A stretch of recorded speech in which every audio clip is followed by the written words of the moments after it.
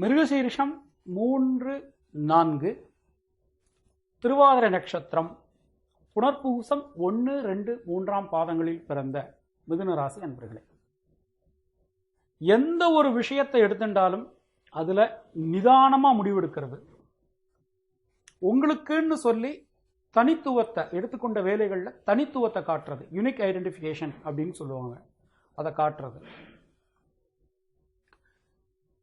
எந்த இடத்துக்கு போனாலும் கொஞ்சம் வசதியாக இருக்கணும் அப்படிங்கிற எண்ணம் உடையவர்கள். இது எல்லாம் உங்களுடைய பொதுவான தன்மை.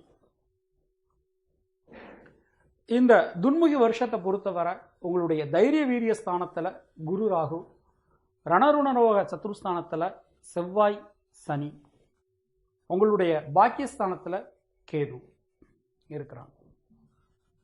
இந்த வருஷத்துல உங்களுக்கு எப்படி இருக்கும் அப்படின்னு நம்ம பார்த்தோம் அப்படின்னா, செவ்வாய் உங்களுடைய ராசியை அஷ்டம பார்வையாக பார்க்கிறார். குரு அவருடைய பார்வை மிகச் சிறப்பான ஸ்தானங்களில் பதிகிறது. எடுத்துக்கொண்ட காரியங்களில் இருந்த சுணக்க நிலை மாறி அந்த காரியங்கள் எல்லாமே வேகமாக நடைபெறக்கூடிய ஒரு அம்சம் கிடைக்கும். அதிலும் இந்த உத்தராயண புண்ணிய காலத்தை பொறுத்தவரை சித்திரை, வைகாசி, ஆனி இந்த 3 மாதங்கள் மிகச் சிறப்பாக உங்களுக்கு இருக்கும். குடும்பத்தில் இருந்து வந்த தேக்க நிலை மாறும். குடும்பத்தில் நிறைய சுப நிகழ்ச்சிகள் நடக்கும். சுப நிகழ்ச்சிகளுக்காக நீங்க நிறைய செலவு செய்ய வேண்டியது இருக்கும். தகப்பனார் வழி உறவினர்கள் கூட சில கருத்து மோதல்கள் வரலாம். தகப்பனாருடனேயே சில கருத்து வேறுபாடுகள்லாம் ஏற்படலாம். ரொம்ப கவனமாக இருக்கணும். குழந்தைகளுடன் நீ எடுக்கும் முடிவுனால சில தர்க்கங்கள் ஏற்படலாம். அதை நீங்க சரியான முறையில் பொறுமையாக நிதானமாக கையாளணும். உங்களுடைய லைஃப் பார்ட்னருடன், வாழ்க்கை துணையுடன் சில கருத்து வேறுபாடுகள், கருத்து மோதல்கள் வரலாம். எந்த ஒரு இடத்துக்கு சென்றாலும் தயவு செய்து இன்ஃபார்ம் பண்ணிட்டு கிளம்புங்க. வெளிநாடு பயணம், வெளிநாட்டில் முதலீடு செய்வது, இதையெல்லாம் செய்யறதுக்கு முன்னாடி தகுந்த ஆலோசனை பெற்று செய்வது நல்லது.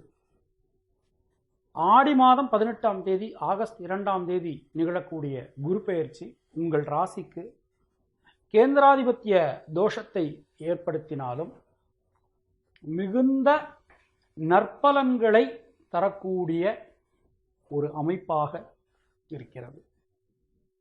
தடைப்பட்ட கல்வி, தடைப்பட்ட வீட்டு வேலை, அப்புறம் புதிய வாகனம் வாங்குவது, பழைய வீட்டை புதுப்பிப்பது, இந்த காரியங்கள் எல்லாமே குரு பெயர்ச்சிக்கு அப்புறம் நடைபெறும். உடல் நிலையில மிகச்சிறந்த முன்னேற்றம் கிடைக்கும். நீங்கள் எடுத்துக்கொண்ட காரியங்களில் இருந்த சுணக்க நிலை அடியோடு மாறும். வேலைகளில் இருந்த தேக்க நிலை நீங்கி சுறுசுறுப்புடன் எடுத்துக்கொண்ட வேலைகளை சரிவர செய்வீர்கள்.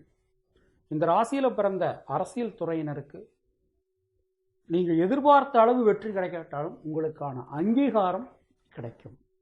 மேலிடத்தின் கனிவான பார்வை உங்கள் மீது விழும்.